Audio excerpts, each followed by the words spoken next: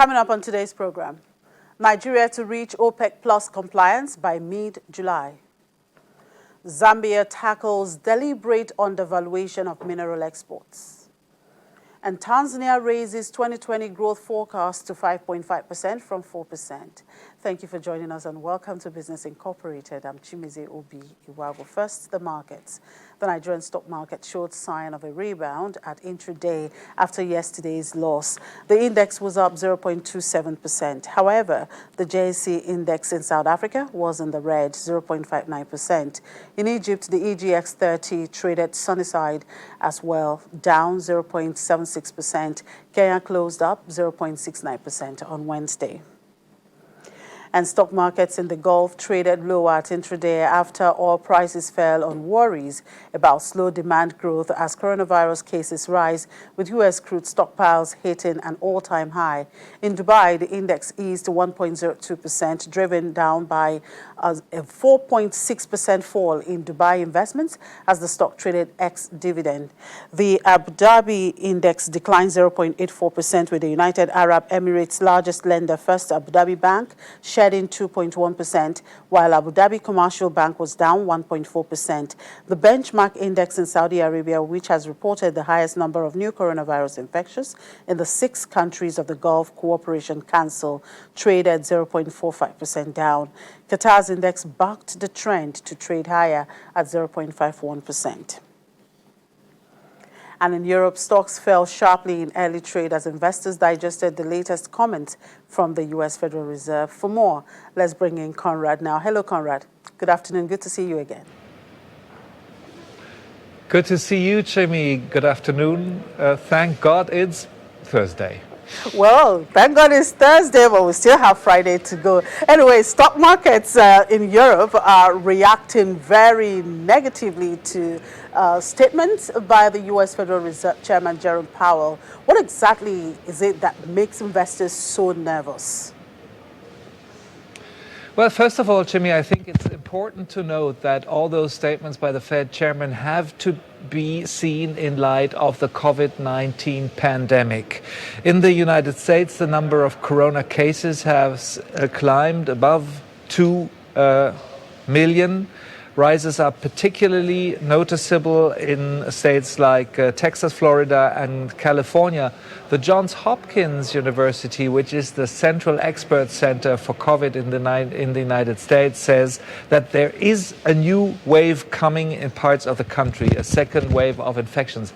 This is what makes investors even more willing to react negatively to those statements by the Fed chairman, which in particular for the labor market sounded much more pessimistic than, for example, last week's relatively positive data from the labor market might have, made hope for, which was everyone in the United States, of course, is also aware that the helps that the federal government in Washington is or has given to Americans to unemployment, those unextended unemployment benefits, that they are running out at the end of July, and there's no follow-up program in sight.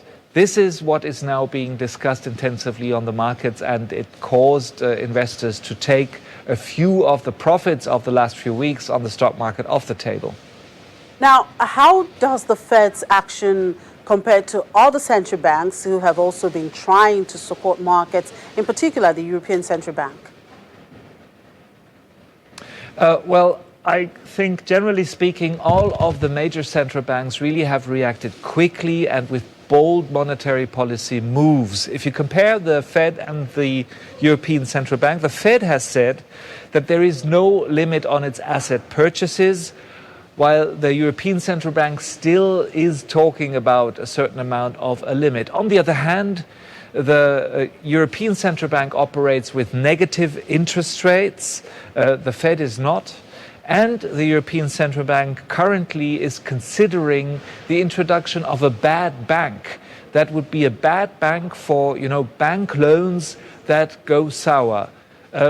So I think it's fair to say all of the central banks are very creative. They are reacting differently in terms of monetary policy moves because of the differences of our financial systems and financial sectors. Okay, Apple and Microsoft are the first stock with $1.5 trillion market caps, and of course the share price of Tesla rose above $1,000. Is the tech sector the straw investors are grabbing, or are we seeing a bubble here?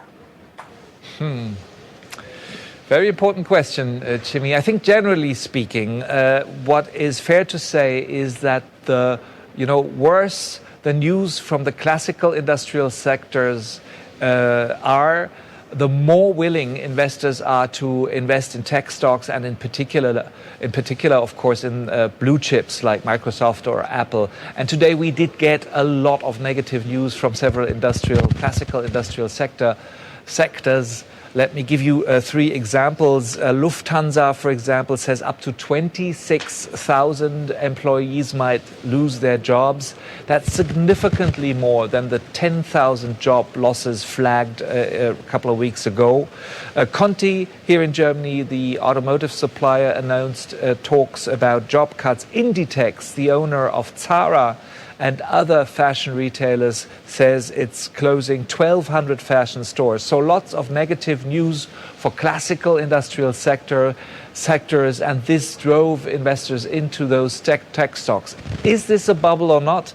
I think one piece of information worth noting here is that more and more of those stock purchases are driven by borrowed money. The amount of loans for stock purchases has increased by at least 10% since March, and borrowed money is quick to come, quick to go. I think it's fair to say that it favors bubbles, and of course it also favors bubbles to burst when the party is over. All right, Conrad, just as I said earlier, we still have one more day to go. That's Friday. So let's keep tracking those numbers there. Enjoy the rest of the day. In the UK, there are also falls of similar proportions. The FTSE 100 lost 2.5% in early trade on Federal Reserve pessimism. Let's get the intraday update from Juliana. Hello, Juliana. Good afternoon. While stock market indices around the world have tumbled after Federal Reserve Chair Jerome Powell delivered a pessimistic outlook for economic growth and suggested that it would be a long time before the central bank would be able to withdraw support for the economy. Now, the FTSE 100 lost 2.5% this morning. What has changed at intraday? Nothing's changed at intraday, I can tell you, Chimeze. It's still red in the equities and actually in the currencies market. Of course, Powell did deliver pretty dismal readings about the future of the economy. And in Britain, of course, we've also got to face the OECD figures from yesterday, which suggests that Britain will be the worst off in the developed world, with our GDP falling up to 15.5% this year. So not great. And I believe the market and traders are seeing that even though lockdown may potentially be easing, the recovery is going to be slow and very painful. So the numbers, the FTSE All Share down at intraday by 1.97%. The FTSE 100 is down by 2.08%. And the FTSE 250 is down by 2.10%. In currencies, pound is down against the US dollar by 0.41%, down on the euro by 0.46%, but up on the Japanese yen by 0.56%. Well, in spite of that dismal outlook there for the UK economy, Anglo-Dutch conglomerate Unilever has decided to simplify its corporate structure and move to a single UK entity, potentially ending a long-running saga that has seen it dragged into the Brexit debate. Now, is this a vote of confidence in the UK? Absolutely, it's a vote of confidence. So the business secretary, Alok Sharma, has just responded saying that he thinks this is excellent news, that Unilever is finally going to be an all-encompassing UK or British company. But of course, there are still the shareholders that need to decide whether or not this move is going to go through. Unilever is by far the biggest British company in terms of market capitalisation. Although they've had a flat quarterly result this year, last last year, they were making mega profits in their beauty division. They made £21.9 billion, 19.3 billion turnover in food, and 10.8 billion turnover in their home division. And they have been going back and forth on whether or not they're going to be based in the Netherlands or based in Britain.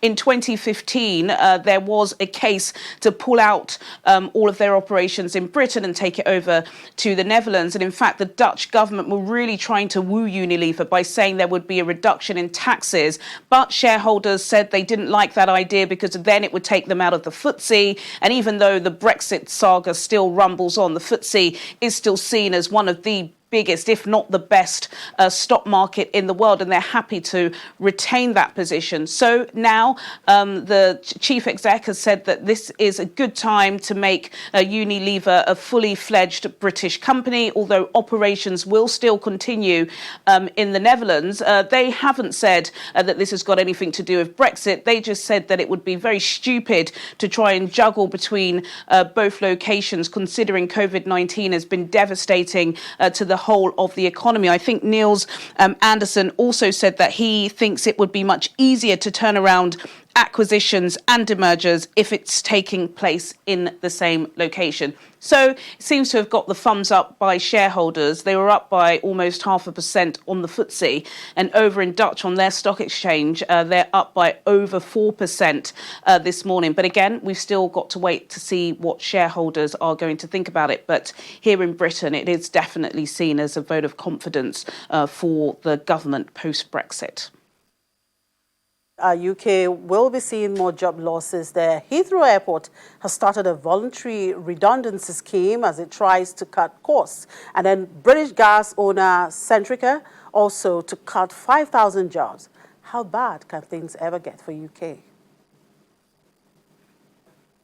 Well, it's bad, and it could potentially get even worse if all of the data in the surveys that we've been looking at over the past couple of weeks are correct, in thinking that over the next couple of months, business leaders, company owners, as soon as the furlough scheme, which is a government subsidy scheme where they're paying people's wages, as soon as that comes to an end or begins tapering off, then there could be mass redundancies. We've already seen this up and down the airline and tourism sector, from Ryanair to BA to TUI, the tour operator, and now Heathrow have announced that they are starting to cut jobs. They've got about 7,000 jobs within the airport. It's the UK's biggest airport. It's the busiest airport in Europe. But just yesterday, they announced that in May, they had the lowest passenger numbers on record. No surprises there.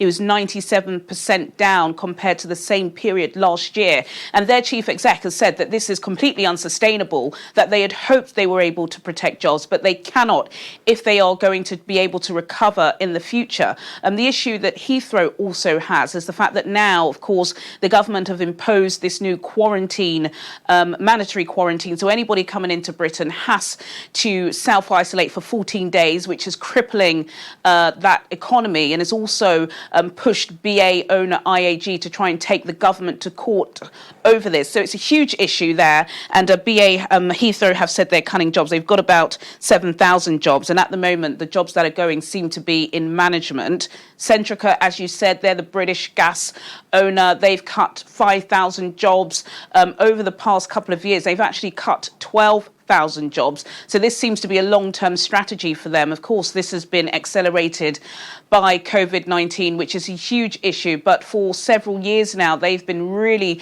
bleeding money. They haven't been earning as much as they had in the past, especially because here in the UK, gas and energy supply is such a competitive market. And there's so many agencies that try to take customers up and down to different energy supplies if you can save a couple of quid every month. So not great, really. And the job cuts just keep on coming and coming and coming. And we will continue to track them. Thank you, Juliana. Enjoy the rest of the day. Well, we'll take a quick break now. And when we come back, we'll look at the domestic commodities market space. Do stay with us. The GMD of the Nigerian National Petroleum Corporation, Mele Kyari, says Nigeria did not fully comply with a pact by oil producers to rein in output to balance markets, but will make additional cuts to make up for the lapse by mid-July. Mr. Kyari says Nigeria had exceeded its quota for production cut under an OPEC Plus deal by a little less than 100,000 barrels per day in May. According to him, Nigeria aims to reach full compliance by maximum middle of July, adding the country will, by that point, need to cut an additional 40,000 to 45,000 barrels per day in order to compensate for its earlier overproduction. Kyari says that there had been technical challenges to reining in Nigeria's output, but the country was fully committed to the cuts. The Organization of the Petroleum Exporting Countries, Russia and other producers agreed in April to cut supply by 9.7 million barrels per day in May and June to support prices as coronavirus lockdowns caused demand to collapse. The group known as OPEC Plus agreed on Saturday to sustain those cuts, equal to about 10% of global supply through July. Nigeria aims to cap production costs at $10 a barrel by 2021 in order to remain competitive. Mr. Kyari says anyone who cannot do this should work away. And the global copper market was this week weighing up whether prices have got ahead of themselves, defying fundamentals that show a divergence in physical and paper trading. Now, the London Metal Exchange copper price has been on a tear over the past few weeks. Let's see what has been driving the prices. I'm being joined by one of the research analysts with financial derivatives company, Aisat Dahoud. Hello, Aisat. Thank you for joining us. Good afternoon, Chimizi. Thank you for having me. Good afternoon. Well, the price of copper spiked by 18% in May in spite of the COVID-19 effect on commodity markets. What is responsible for this V-shaped movement in the price of copper this year?